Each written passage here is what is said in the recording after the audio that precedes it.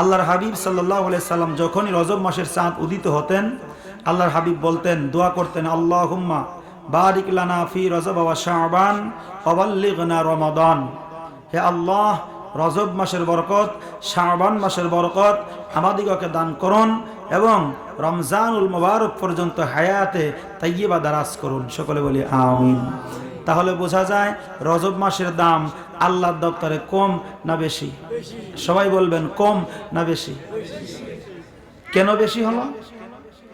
এই রজব মাসে এমন একটি রাত্র আছে যে রাত্রিটাতে আল্লাহ পাক বিশ্ব সভার সভাপতি, সৃষ্টিকুলের প্রধান আকর্ষণ, লাউলা কালামা খলাকতুল আফলাক, যেই নবীকে সৃষ্টি না করলে আসমান জমিন পাহাড় পর্বত লৌহ কলম জান্নাত জাহান্নাম, এক কথায় আল্লাহর সৃষ্টি জগতের 18,000 আলাম তথা এই পৃথিবীর কোনো কিছুই আল্লাহ পাক সৃষ্টি করতেন না, যিনি হলেন বিশ্ব সভার সভাপতি, যিনি আপনার নবী আমার নবী দৌজাহানের বাদশাহ রহমাতুল লিল আলামিন স্বয়ং আল্লাহর নবী হুজুরপুর নূর সাল্লাল্লাহু আলাইহি ওয়াসাল্লামকে আল্লাহ পাক তিনার সেই সান্নিধ্যে নিয়ে আল্লাহ পাকের সঙ্গে সরাসরি দেখা, কথা বার্তা এবং সাক্ষাৎ মুলাকাত মেরাজ করিয়েছিলেন। জবান খুলে বলি আল্লাহু আকবার।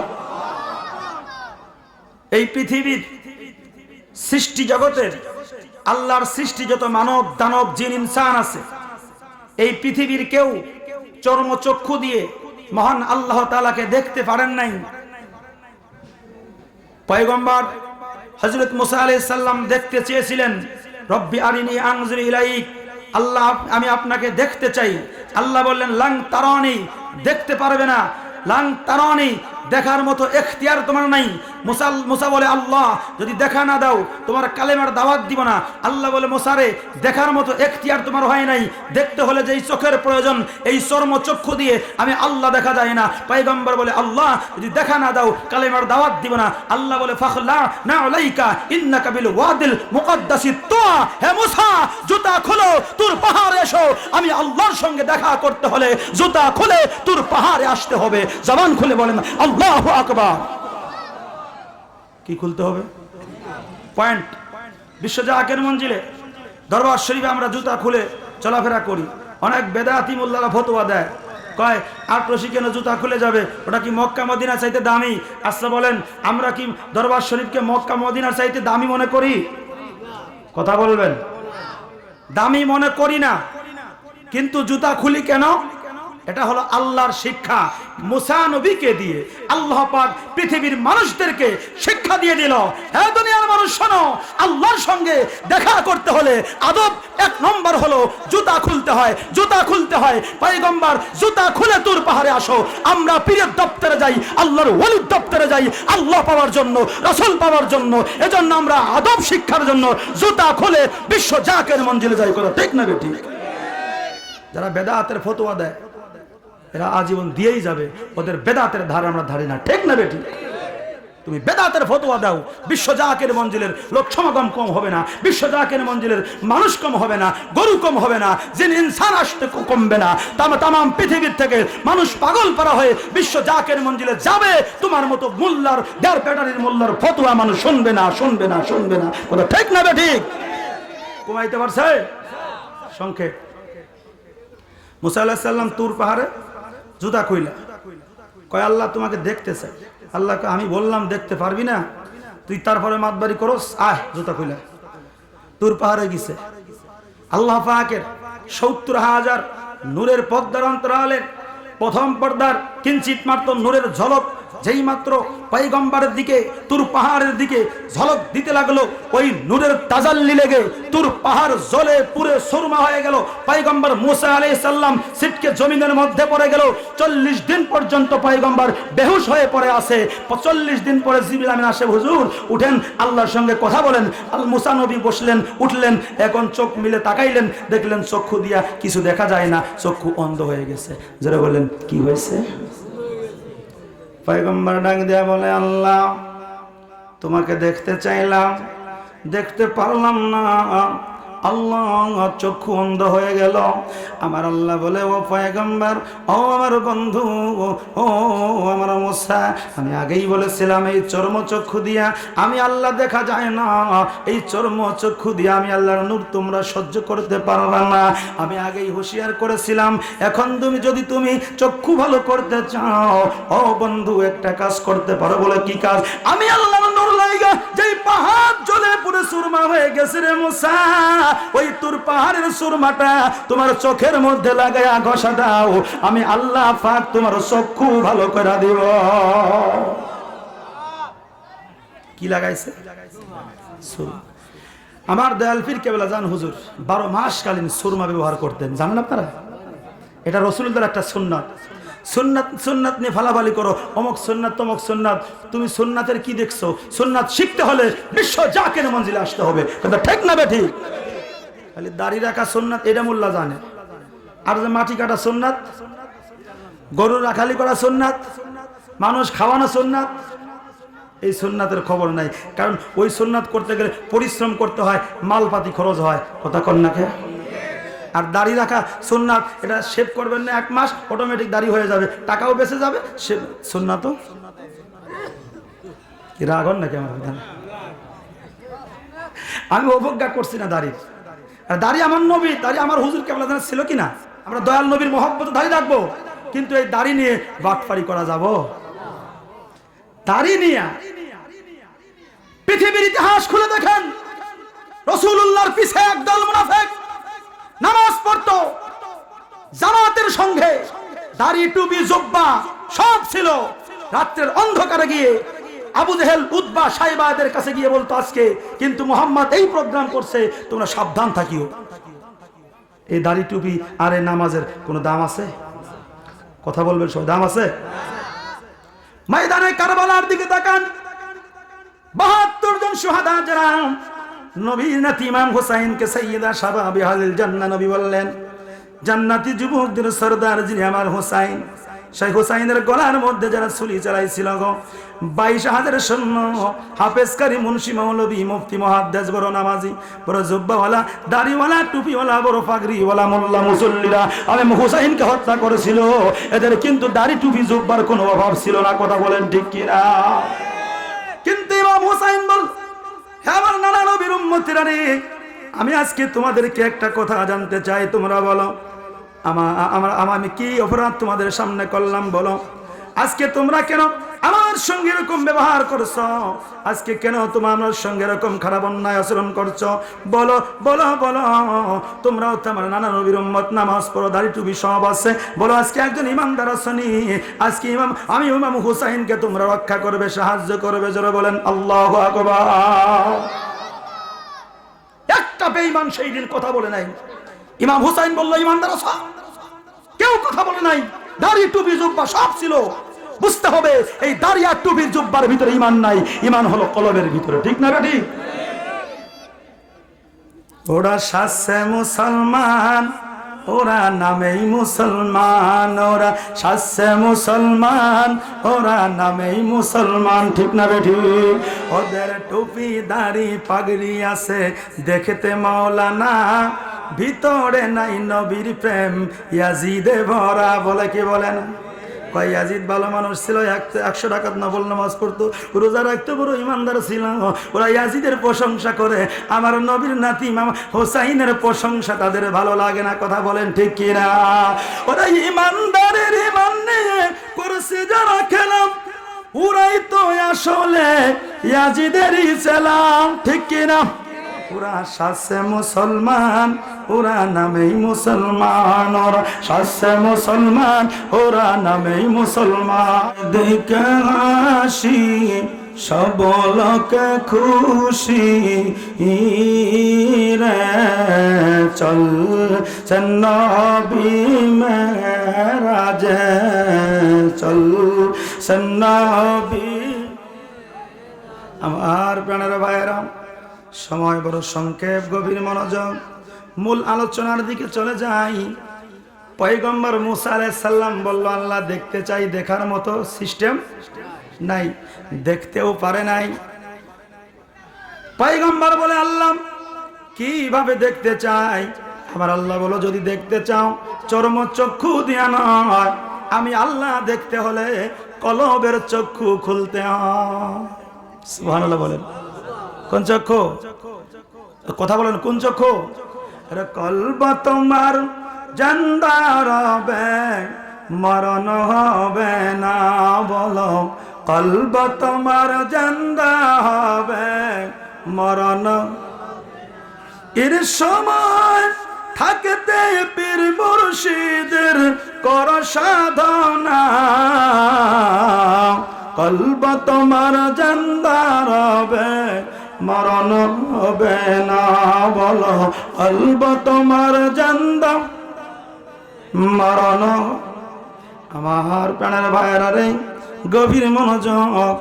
আল্লাহ বলতেছেন, বন্ধরে, যদি আমি আল্লাহকে দেখতে চাও কলবের চোখ খুলতে হয়। আর এই কলবের চক্ষু খোলার জন্য আধ্যাত্মিকতার ডাক্তার যিনি আল্লাহর ওলি, একজন পীরের কাছে যাইয়া কলবের সবক নিয়ে এই কলবের চক্ষু পরিষ্কার করতে হয়। জোরে বলেন আল্লাহু আকবার। খারাপ লাগে? আল্লাহ পাক মুসা নবীকে পীরের কাছে পাঠাইলেন এই কলবের ট্রিটমেন্টের জন্য। কোথায় পাঠাইলেন, কোন পীরের কাছে পাঠাইলেন, এই কথা বলার সময় আজকে নাই, তবে পাঠাইছে, এটাই বাস্তব। সুবহানাল্লাহ বলেন। আমার মূল কথা হলো, পয়গম্বর মুসা আলাইহিস সালাম তুর পাহাড়ে দাঁড়ায় আল্লাহর সঙ্গে দেখা করতে চায়। কিঞ্চিত পরিমাণ নুন লেগে তুর পাহাড় জ্বলে পুরো সুরমা হয়ে যায়। মুসা আলাইহিস সালাম চক্ষু অন্ধ হয়ে যায়। পক্ষান্তরে আল্লাহর হাবিবকে আমার আল্লাহ পাক কিভাবে কোথায় নিল, একটু বর্ণনা মিরাজ থেকে আপনাদেরকে শোনাবো। রাজি আছেন আপনারা? সংক্ষেপ। সুবহানাল্লাযী আসরা বিআবদিহি লাইলাম মিনাল মাসজিদিল হারাম।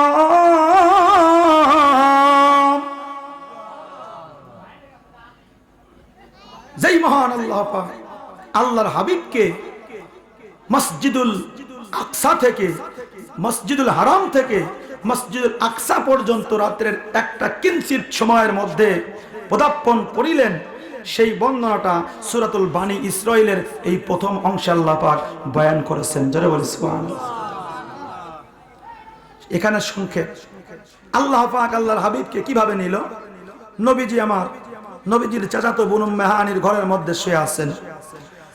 রাসূল সাল্লাল্লাহু আলাইহি সাল্লামকে নেওয়ার জন্য হযরত জিবরিল আমিন আসলেন। দেখলেন নবীজি ঘুমিয়ে আছে। জিবরিল দেখলো নবীজি ঘুমায়, বলে আল্লাহ গো, আপনার বন্ধু ঘুমিয়ে আছে। আমার আল্লাহ বলে, জিবরিল রে, আমার বন্ধুকে এমন ভাবে তুমি সম্বোধন করো, আমার বন্ধুকে সম্মানের সহিত, তাজিমের সহিত আমার বন্ধু নবীকে তুমি নিয়ে আসবা, আমার নবীর সঙ্গে যেন কোনো বেয়াদবি না হয়। সুবহানাল্লাহ। নবীজি ঘুমায়। হযরত জিবরিল আমিন নবীজির কদম মুবারকের সঙ্গে জিহ্বা মুবারকটা লাগাইয়া আমার নবীজির কদম মুবারকটা চাটতে শুরু করলো। সবাই বলেন, জোরে বলেন। জিবরাইলের জিহ্বা আমার নবীর কদম একসঙ্গে লাগাইয়া আমার আল্লাহ পাক তামাম পৃথিবীর মানুষদেরকে জানিয়ে দিল, ও দুনিয়ার মানুষ দেখো, তোমরা শোনো, আমার নবীর শান আজমত আমি আল্লাহ কতটা বুলন্দ করেছি। আজকে মিরাজ রজনীর প্রথম ধাপেই জিবরিলের জিহ্বা মুবারক আমার নবীর কদম মুবারক একত্রিত করে আমার রাসূলুল্লাহর শান আজমতকে বুলন্দ করে দিলাম। জিবরাইল হুকুম পাইয়া মক্কায় আসেন দাওয়াত লইয়া। উম্মে হানির ঘরে পাইলেন নবী কামলিওয়ালা, সেই খুশিতে পড়ন সবাই দুরুদ সাল্লে আলা, সেই খুশিতে পড়ন সবাই দুরুদ সাল্লে আলা। আল্লাহু আকবার বলো।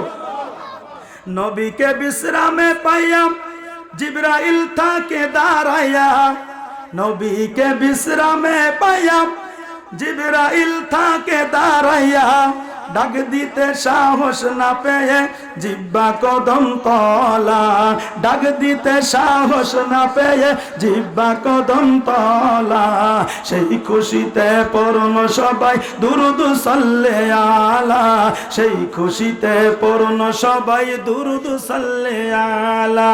নূর নবী যায় মেরাজে নিলেন আল্লাহ তাআলা, সেই খুশিতে পড়ুন সবাই দুরুদ সাল্লে আলা, সেই খুশিতে পড়ুন সবাই দুরুদ সাল্লে আলা। আল্লাহুম্মা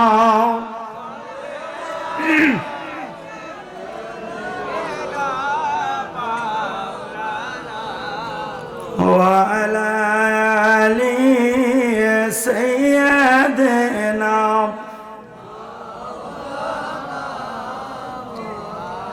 হযরতে জিবরিল আমিন নবীজিকে নিয়ে রওনা হলেন। লম্বা ইতিহাস সংক্ষেপ। আমার নবীজিকে নিয়ে সিদরাতুল মুনতাহার মধ্যে যায়। সিদরাতুল মুনতাহায় যাইয়া আমার নবীজি পায়ের দিকে লক্ষ্য করলেন, দেখলেন জুতা মুবারক পায়ের মধ্যে। আল্লাহর নবী জুতা খুলতে যায়। আমার আল্লাহ বলে, ও বন্ধু, আপনার জুতা খোলার প্রয়োজন নাই, আপনি জুতা খুলবেন না। আজকে আপনি নবীর জুতার ধুলির কারণে আমি আল্লাহর আরশে মুআল্লা ধন্য হয়ে যাবে। আরো জোরে। আমার নবীর জুতার ধুলিতে আরশে মুআল্লা ধন্য হয়ে যায়। জিবরিল আমিন ডাক দিয়া বলে, ইয়া রাসূলুল্লাহ, মায়ার নবী গো, আপনি একা যাবেন? এই সিদরাতুল মুনতাহার বর্ডার ক্রস করে যাওয়ার মতো এখতিয়ার আমি জিবরিলের নাই। আল্লাহু আকবার। জিবরিল কয়, হুজুর আপনি একা যান, আমার যাওয়ার মতো ক্ষমতা নাই। আমি জিবরিল এই নূরের মধ্যে যদি প্রবেশ করি গো নবী, আমি জিবরিলের 600 নূরের পাকা মুবারক আমার আল্লাহ দান করেছে। আল্লাহু আকবার। এই 600 নূরের পাখা জ্বলে যাবে, আল্লাহর নূরের তাজাল্লি লেগে আমি জিবরিলের অস্তিত্ব থাকবে না। আমি জিবরিল আল্লাহর নূরের তাজাল্লি লেগে আমার 600 নূরের পাখাগুলো জ্বলে পুড়ে সারখার হয়ে যাবে গো নবী। কারণ এখান থেকে যেই নূরটা শুরু, এই নূরের পাওয়ার আমি জিবরিলের চাইতেও বেশি। বলে, আকি জিবরাইল, আমার কোনো ক্ষতি হবে না। জিবরাইল, ও জিবরাইল, আমার কোনো ক্ষতি হবে না। জিবরাইল বলে, ইয়া রাসূলুল্লাহ, মায়ের নবী গো, এই নূর আপনাকে কোনো ক্ষতি করতে পারবে না। কারণ হলো এই নূরটা যেই নূর দিয়া তৈরি করা হয়েছে গো নবী, আপনি নবীর নূর মুবারক দিয়া আমার আল্লাহ পাকের আরশে মুআল্লার নূরটা আমার আল্লাহ পাক তৈরি করলো। এই নূরের পাওয়ার এত বেশি নয়, আপনি নূরের পাওয়ার, এই নূরের পাওয়ারের চাইতে অনেক বেশি হওয়ার কারণে এই নূরের ক্ষমতা হয় না আপনি নবীর নূর মুবারককে জ্বালায়া পুরায়া দহন করতে। যারা বলেন আল্লাহু আকবার। আপনি নবীর নূর মুবারক জ্বালাইতে পারবে না, কারণ এই নূরের চাইতে আপনি নবীর নূরের পাওয়ার অনেক বেশি। এই চন্দ্র সূর্য বলেন, এই জান্নাত জাহান্নাম বলেন, তামাম পৃথিবীর সৃষ্টি জগৎ আপনি নবীর নূর মুবারক দিয়া তৈরি হওয়ার কারণে ওই সূর্য চন্দ্রের ক্ষমতা হয় না আপনি নবীর নূর মুবারকের ছায়া মুবারককে হিট দিয়ে জমিনের মধ্যে ফেলাইতে। কারণ ওই সূর্য আপনি নবীর নূর দিয়া তৈরি, সূর্যের ক্ষমতা হয় না আপনি নবীরকে ছায়া হিট করে জমিনের মধ্যে ফেলাইতে। আল্লাহু আকবার। সূর্যের পাওয়ার বেশি না আমার নবীর নূরের পাওয়ার বেশি? বুঝে শুনে কই, কার পাওয়ার বেশি? আমার নবীর নূর এমন নূর, ওই দিকে আমি যাচ্ছি না, গভীর মনোযোগ। জিবরিল বলে, হুজুর আপনি একা যান, আমার কোনো অস্তিত্ব, আমার তাজাল্লিতে আমি আমার 600 পাখা জ্বলে যাবে, আপনি একা যান। আল্লাহু আকবার।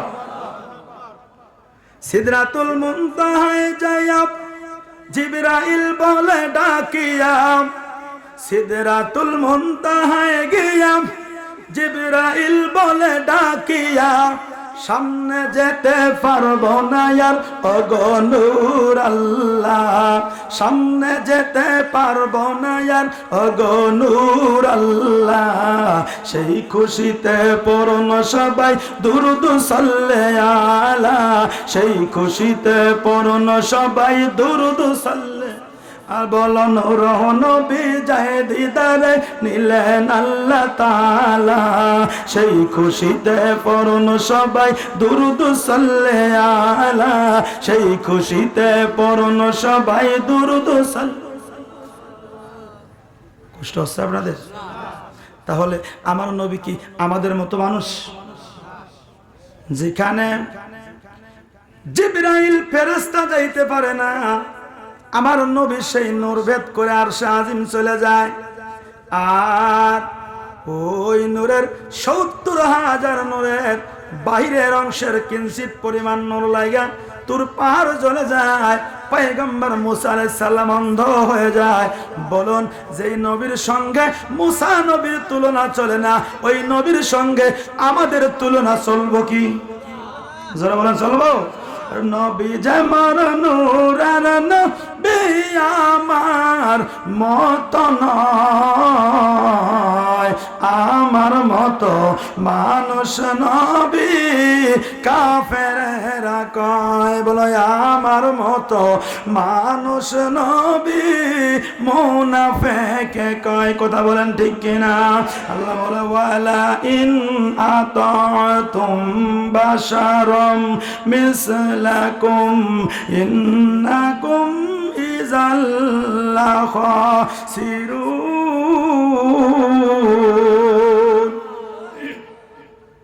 আল্লাহ বলেন ওয়ালা ইন আতাতুম বাশারাম মিসলাকুম, তোমরা যারা আমার নবীকে তোমাদের মতোই সাধারণ মানুষ মনে করবা। যারা বলেন কি মনে করবা?